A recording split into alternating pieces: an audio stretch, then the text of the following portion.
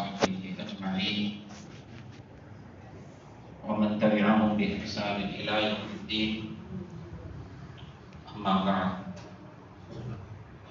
فقد قال الله سبحانه وتعالى: وإن الله لهادي الذين آمنوا إلى صراط مستقيم. اللہ تعالیٰ کے اسماء الحسنی میں سے ایک نام الہادی، اللہ تعالیٰ کا ایک نام الہادی، یہ نام قرآن مجید میں دو مقامات پر ذکر ہوا ہے۔ ایک جو میں نے آیت تلاوت کی، وَإِنَّ اللَّهَ لَهَادِي الَّذِينَ آمَنُوا إِلَىٰ صِرَاطٍ مُّسْتَقِيمٍ، اور دوسرا وَكَفَىٰ بِرَبِّكَ هَادِيًا وَنَصِيرًا۔ بطور نام اللہ تعالیٰ کا یہ صرف دو مقامات پر آیا ہے، البتہ بطور صفت اور بطور فعل یہ قرآن مجید میں بے شمار مقامات پر آیا ہے۔ الہادی کا معنی ہوتا ہے ہدایت دینے والا، ہدایت عطا کرنے والا، رہنمائی کرنے والا۔ یہ اللہ تعالیٰ کی ربوبیت کی صفات میں سے ایک صفت ہے کہ اللہ تعالیٰ اپنی مخلوق کو ہدایت دیتا ہے۔ جس طرح اللہ تعالیٰ نے مخلوق کی تخلیق کی ہے، ان کو پیدا کیا ہے، تو اللہ تعالیٰ نے ہی ان کی ہدایت کا بھی بندوبست کیا ہے۔ اللہ تعالیٰ کی ہدایت کی کیا نوعیت ہے، اللہ تعالیٰ کی ہدایت کس طرح کی ہوتی ہے، اس کی دو قسمیں ہیں۔ اللہ تعالیٰ کی ہدایت کی دو اقسام ہیں۔ سب سے پہلے اللہ تعالیٰ کی ایک ہدایت وہ ہے جو عام ہے، یہ وہ ہدایت ہے جو تمام مخلوقات کو حاصل ہے۔ جتنی بھی اللہ تعالیٰ کی مخلوقات ہیں ان سب کو یہ ہدایت عامہ حاصل ہے۔ ہدایت عامہ کیا چیز ہے؟ یہ کون سی ہدایت ہے؟ یہ وہ ہدایت ہے جو کسی بھی چیز کی بقا کے لیے ضروری ہے۔ کسی بھی چیز کے وجود اور اس کی بقا اور اس کے تسلسل کے لیے یہ ہدایت ضروری ہے، اور یہ ہدایت اللہ تعالیٰ نے ہر مخلوق کو دی ہے، صرف انسان ہی نہیں بلکہ جانوروں کو بھی اللہ تعالیٰ نے یہ ہدایت دی ہے۔ اسی طرح یہ سورج، چاند، ان کو بھی اللہ تعالیٰ نے ہدایت دی ہے۔ یہ چھوٹی سے چھوٹی مخلوق سے لے کر بڑی سے بڑی مخلوق، ایک چونٹی جو ہے، اللہ تعالیٰ نے اس کو بھی یہ ہدایت دی ہے، یہ رہنمائی دی ہے کہ وہ کس طرح اپنے دل سے نکل کر اونچے نیچے راستوں سے جا کر اپنا رزق ڈھونڈتی ہے، پھر واپس اسی بل میں آ جاتی ہے۔ ایک شہد کی مکھی کو دیکھ لیں کہ کس طرح وہ پہاڑوں میں اور درختوں میں اپنے چھتے بناتی ہے، اپنا گھر بناتی ہے، اور پھر دور کا سفر کر کے پھولوں پر جاتی ہے، ان کا رس چوستی ہے، پھر اس کو واپس آ کر اپنے چھتے میں ڈالتی ہے تاکہ اس سے شہد تیار ہو۔ یہ اللہ تعالیٰ نے اس مخلوق کو ہدایت دی ہے، تبھی وہ یہ سارے کام کرتی ہے۔ ایک موقع پر اللہ کے نبی صلی اللہ علیہ وسلم نے ایک واقعہ ذکر کیا، ایک قصہ ذکر کیا۔ کہا کہ ایک شخص ایک گائے پر سوار تھا، ایک شخص تھا وہ گائے کے اوپر سوار تھا اور اس گائے کو مار رہا تھا۔ تو گائے نے اس شخص سے یہ کہا کہ مجھے اس کام کے لیے پیدا نہیں کیا گیا، مجھے اس کام کے لیے پیدا نہیں کیا گیا جو تم میرے ساتھ کر رہے ہو، یعنی مجھ پر سوار ہو اور مجھے مار رہے ہو۔ اس نے کہا، گائے نے کہا اس شخص سے کہ مجھے ہل چلانے کے لیے پیدا کیا گیا، مجھے ہل چلانے کے لیے، کھیتوں میں ہل چلانے کے لیے اللہ تعالیٰ نے مجھے پیدا کیا۔ جب اللہ کے نبی صلی اللہ علیہ وسلم نے یہ قصہ بیان کیا تو بعض لوگوں کو تھوڑی سی حیرانگی ہوئی، تعجب ہوا کہ گائے بول پڑی، گائے نے بات کی، تعجب سا ہوا لوگوں کو۔ تو اللہ کے نبی صلی اللہ علیہ وسلم نے فرمایا کہ گائے نے بولا ہے، اس بات پر میرا ایمان ہے، اس بات پر ابو بکر کا بھی ایمان ہے، اس بات پر عمر کا بھی ایمان ہے۔ گائے نے اس شخص سے بولا، اس بات پر میرا بھی ایمان ہے، ابو بکر اور عمر کا بھی ایمان ہے۔ اور ابو بکر اور عمر رضی اللہ عنہما یہ دونوں صحابی اس مجلس میں موجود نہیں ہیں، یہ نہیں کہ جو سامنے بیٹھے، وہ اس مجلس میں موجود نہیں ہیں جس میں یہ آپ نے قصہ بیان کیا ہے۔ تو اس میں ان دونوں صحابی کی فضیلت اور عظمت کا بھی ذکر ہے کہ کس قدر آپ صلی اللہ علیہ وسلم کو ان پر اعتماد اور بھروسہ تھا کہ یہ ہو ہی نہیں سکتا کہ اللہ کے نبی صلی اللہ علیہ وسلم کوئی بات، کوئی خبر دیں اور یہ دو صحابہ ایمان نہ لائیں۔ یعنی ان میں ان دونوں صحابی کی فضیلت کا بھی ذکر ہے۔ جو اصل قصہ ہے، جو اصل شاہد ہے ہمارا، وہ یہ ہے کہ ایک گائے کو بھی اس بات کا پتہ ہے کہ اس کو اللہ تعالیٰ نے اس کام کے لیے پیدا کیا۔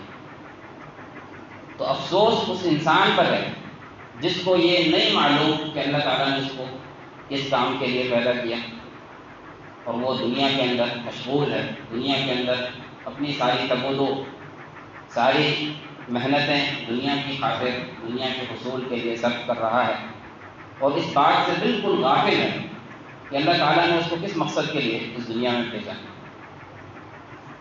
تو کہنے کا مقصد یہ ہے کہ ایک ہدایت عام ہے جو سب کو حاصل ہے، تمام مخلوقات کو، چھوٹی سے چھوٹی مخلوق کو بھی حاصل ہے اور بڑی سے بڑی مخلوق کو بھی حاصل ہے کہ کس طرح رہنا ہے، کس طرح جینا ہے، کس طرح اپنی بقا کا خیال کرنا ہے۔ اور ایک دوسری ہدایت ہے اللہ تعالیٰ کی، وہ ہدایت اللہ تعالیٰ نے آسمان سے اتاری۔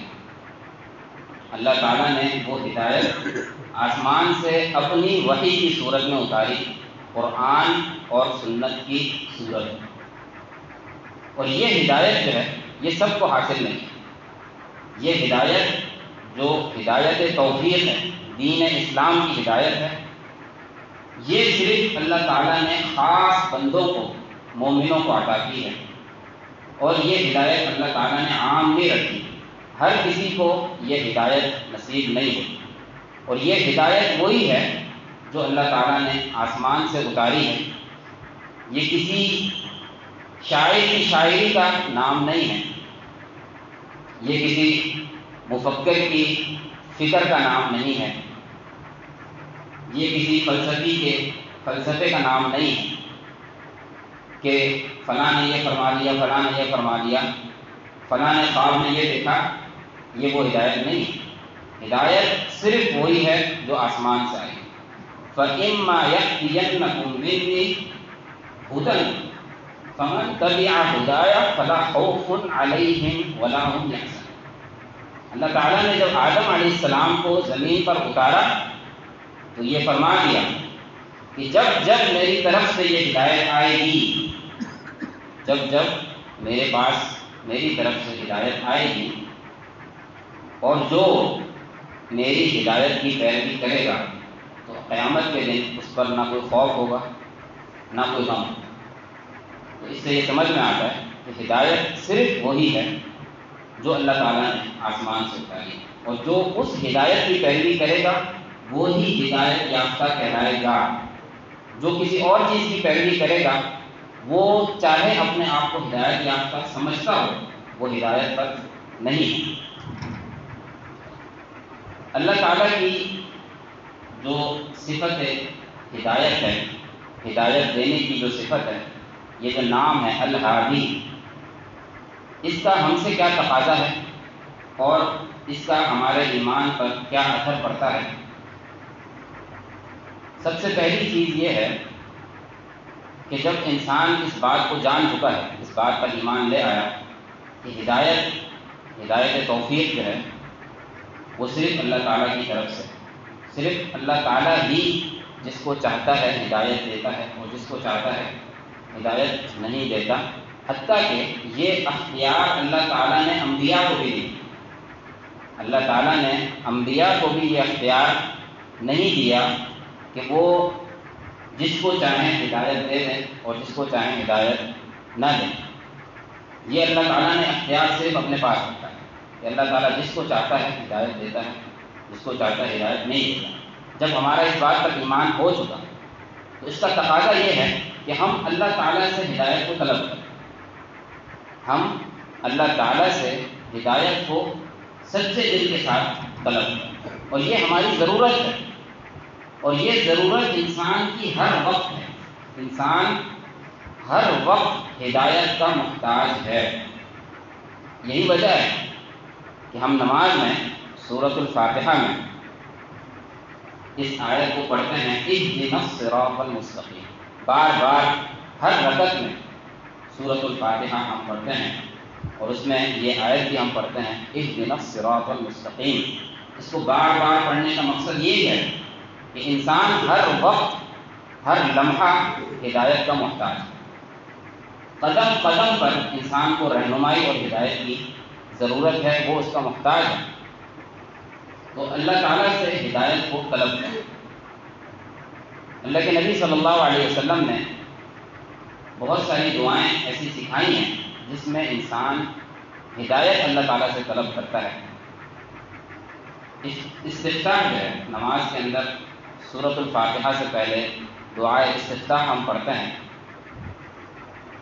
بہت ساری دعائیں اللہ کے نبی صلی اللہ علیہ وسلم سے ثابت ہیں، ان میں سے ایک دعا یہ بھی ہے، اللہم رب جبرائیل و میکائیل فاطر السماوات والارض انت تحکم بین عبادک فیما کانوا فیہ یختلفون اہدنی لما اختلف فیہ من الحق بإذنک انک تہدی من تشاء الی صراط مستقیم۔ یہ تھوڑی سی طویل دعا ہے، لیکن ہمارا جو اس میں شاہد ہے وہ یہ ہے کہ اللہ تعالیٰ سے دعا کرتا ہے بندہ کہ اے اللہ تو جبرائیل میکائیل کا رب ہے، اور تو لوگوں کے درمیان فیصلہ کرنے والا ہے جس چیز میں لوگ اختلاف کرتے ہیں، تو لہذا اے میرے رب مجھے اس چیز کی طرف، اس چیز میں میری رہنمائی فرما دے، اس چیز میں میری ہدایت فرما دے جس چیز میں لوگ اختلاف کرتے ہیں۔ اور یہ ہماری آج بہت اہم ضرورت ہے۔ بہت سارے لوگ کنفیوژن کا شکار ہیں، کچھ سمجھ نہیں آ رہا کہ کیا ٹھیک ہے کیا غلط ہے، لوگ کا اختلاف ہے بہت ساری چیزوں میں، تو ایک عام شخص کو یہ سمجھ نہیں آتا کہ وہ کیا کرے۔ تو ایسے میں انسان اللہ تعالیٰ سے سچے دل سے دعا کرے کہ اے اللہ جس چیز میں لوگ جھگڑ رہے ہیں، جس چیز میں لوگ اختلاف کر رہے ہیں، اے اللہ مجھے سیدھے راستے کی ہدایت دے دے، مجھے صحیح راستے کی رہنمائی فرما دے۔ اور اس طرح کی اور بھی بہت ساری دعائیں ہیں جن کو انسان پڑھ سکتا ہے۔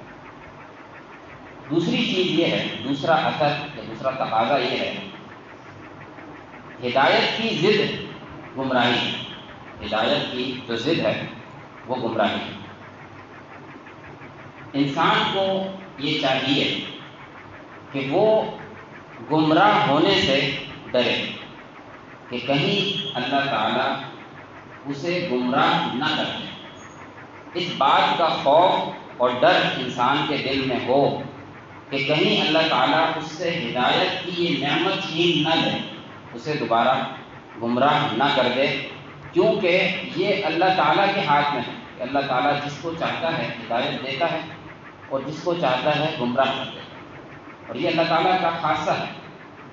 تو انسان کی یہ ذمہ داری ہے، انسان پر یہ فرض ہے کہ وہ اپنے آپ کو گمراہ ہونے سے بچائے۔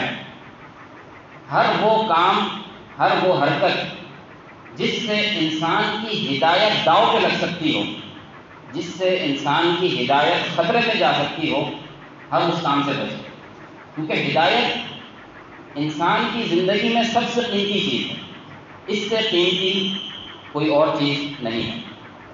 لہذا جس قدر اس ہدایت کی انسان حفاظت کر سکتا ہے اس قدر انسان حفاظت کرے، اور ہر اس کام سے بچے جس سے یہ ہدایت خطرے میں پڑ سکتی ہے۔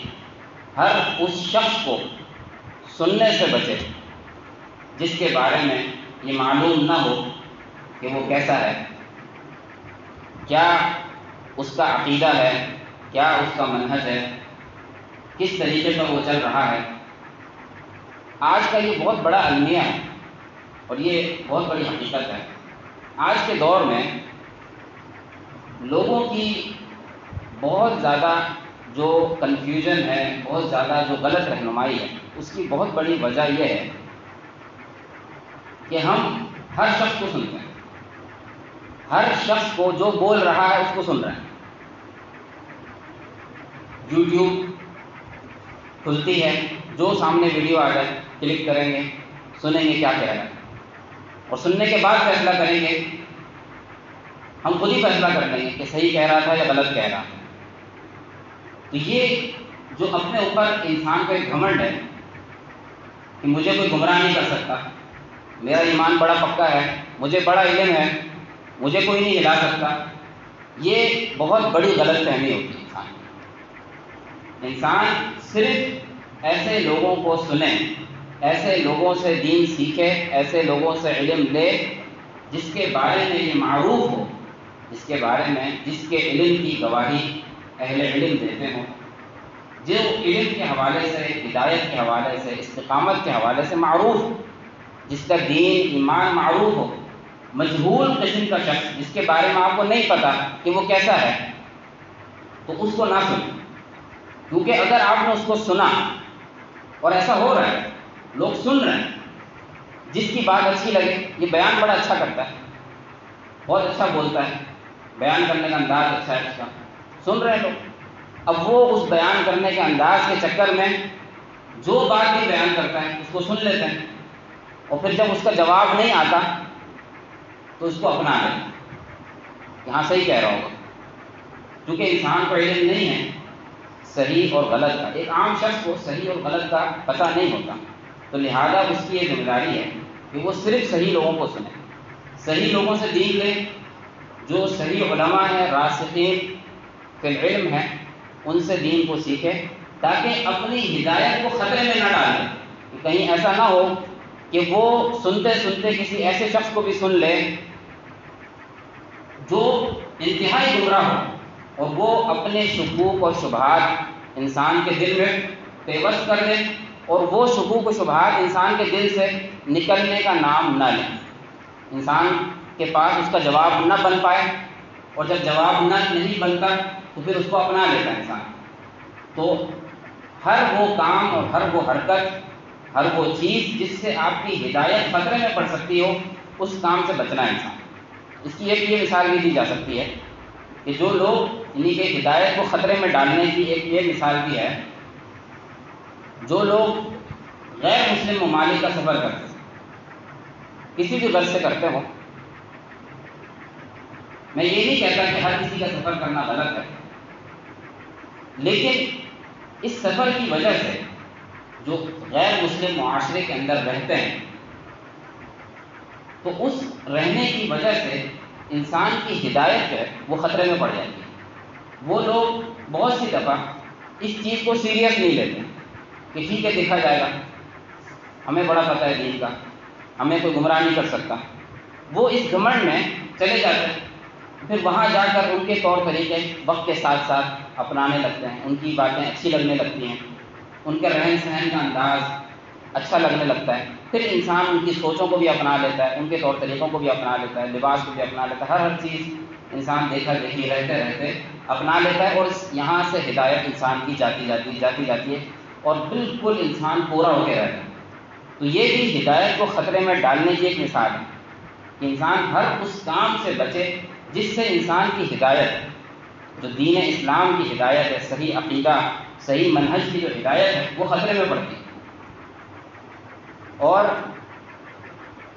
اللہ کے نبی صلی اللہ علیہ وسلم نے بہت ساری دعائیں یہ سکھائی ہیں جن میں انسان کو ثابت قدمی، دین پر ثابت قدمی کی دعائیں سکھائی گئی ہیں۔ اللہ کے نبی صلی اللہ علیہ وسلم کثرت سے یہ دعا پڑھتے تھے کہ یا مقلب القلوب ثبت قلبی علی دینک، اے دلوں کے پھیرنے والے میرے دل کو اپنے دین پر ثابت قدم رکھ۔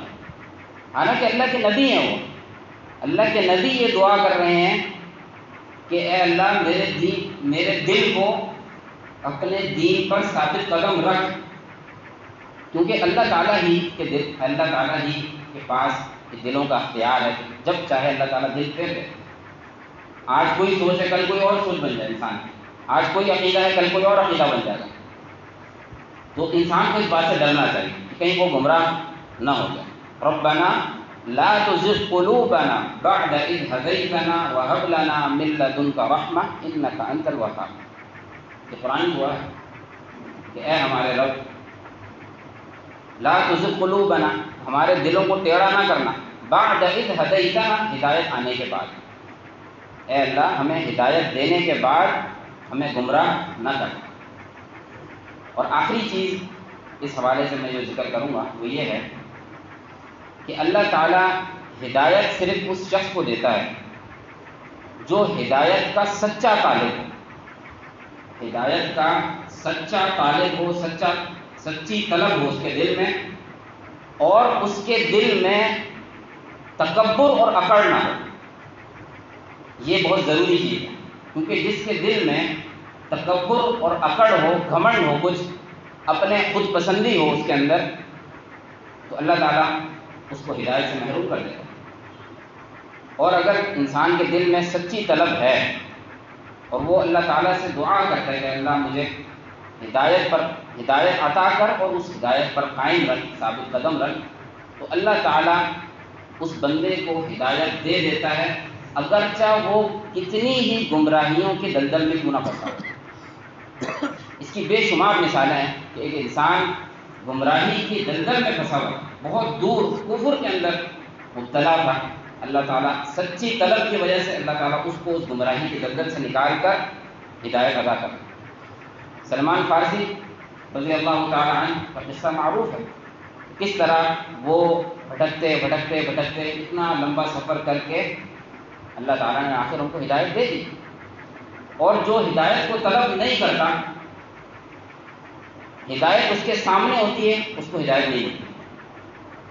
جو شخص سچا طالب ہو، اللہ تعالیٰ اس کو دور سے بھی اٹھا کے ہدایت کے پاس لے کے آ جاتا ہے، اور جو سچا طالب نہ ہو، جس کے اندر تکبر ہو، غرور ہو، اکڑ ہو، ہدایت اس کے سامنے پڑی ہوتی ہے، اللہ تعالیٰ اس کو ہدایت سے محروم کر دیتا ہے، بلکہ ہدایت دے کر گمراہ کر دیتا ہے۔ اللہ تعالیٰ ہدایت دینے کے بعد چھین لیتا ہے اس سے۔ ابو لہب کی مثال موجود ہے۔ ابو جہل کون تھے؟ ان کے سامنے ہدایت نہیں پڑی تھی، اللہ کے نبی صلی اللہ علیہ وسلم کو دعوت دے رہے، نہیں قبول کرتے، ہدایت سامنے تھی، لیکن تکبر، اکڑ، غرور، اس چیز نے ان کو ہدایت سے روک دیا۔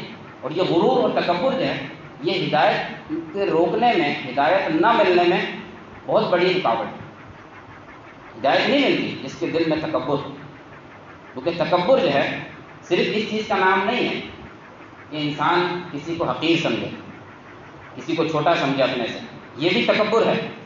اور تکبر کی ایک صورت یہ ہے کہ انسان کے پاس حق آ جائے، صحیح بات انسان کو معلوم ہو جائے اور انسان اس کو قبول نہ کرے۔ تو جو شخص صحیح بات معلوم ہونے کے بعد، سب کچھ سمجھ میں آ چکا ہے، اس کے باوجود قبول نہیں کرتا، وہ شخص متکبر ہے، وہ مانے یا نہ مانے، اس کے اندر تکبر ہے، اور یہ تکبر ہدایت کے اندر رکاوٹ ہے۔ تو یہ اللہ تعالیٰ کی ہدایت کا بڑا خوبصورت نظام ہے کہ جو شخص ہدایت کو طلب کرتا ہے، اللہ تعالیٰ اس کو ہدایت دیتا ہے۔ اور یہ ہدایت اتنی حقیر چیز نہیں ہے کہ جو نہیں بھی مانگ رہا اللہ اس کو بھی دیتا ہے، یہ ایسی کوئی گھٹیا چیز نہیں ہے، اتنی حقیر چیز نہیں ہے کہ جو طالب نہیں ہے اللہ تعالیٰ اس کو بھی دیتا ہے، ایسا نہیں ہے۔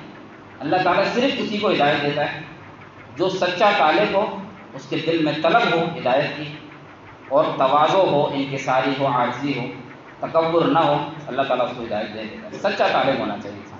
تو اللہ تعالیٰ سے دعا ہے کہ اللہ تعالیٰ ہمیں سچی ہدایت، صحیح ہدایت نصیب فرما، اور اس پر ہمیں قائم اور دائم رکھ۔ اللہ تعالیٰ سے دعا ہے کہ اللہ تعالیٰ ہمیں عمل کی توفیق عطا فرمائے۔ قولوا قولی ھذا واستغفر اللہ۔